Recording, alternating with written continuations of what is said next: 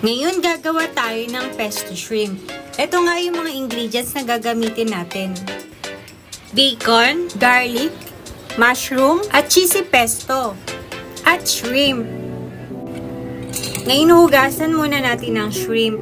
Babalatan natin ito at tatanggalin natin yung sa likod na tinatawag nilang bituka. Siya nga pala, hindi ko muna tinapon yung ulo ng hipon para mamaya isasama natin sa pag-isa para lalo maging malasa yung ating pesto. Habang naglilinis nga ako ng hipon, nagpapakulo na ako ng mainit na tubig para sa ating pasta.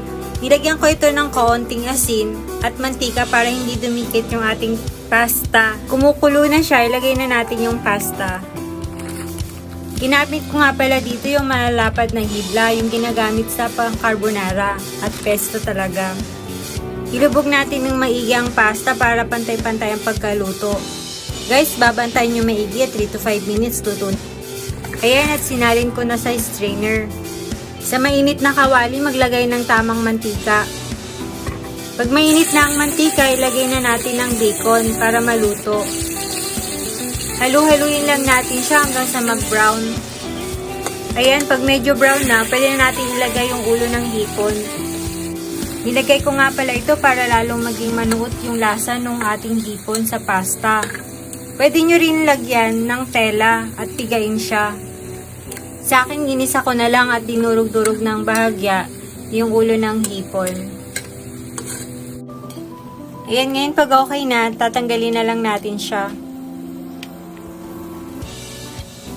At pagkatapos, pwede na natin ilagay yung ating garlic.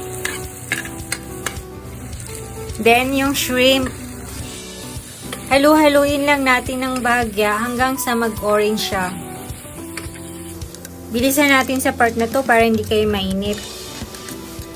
Okay, pagkatapos nyan, ilalagay na natin yung ating mushroom.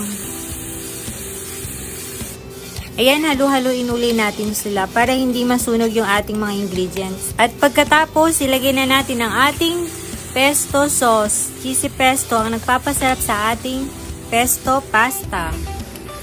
Ayan guys, tingnan nyo naman, napakasarap na ng ating pesto sauce.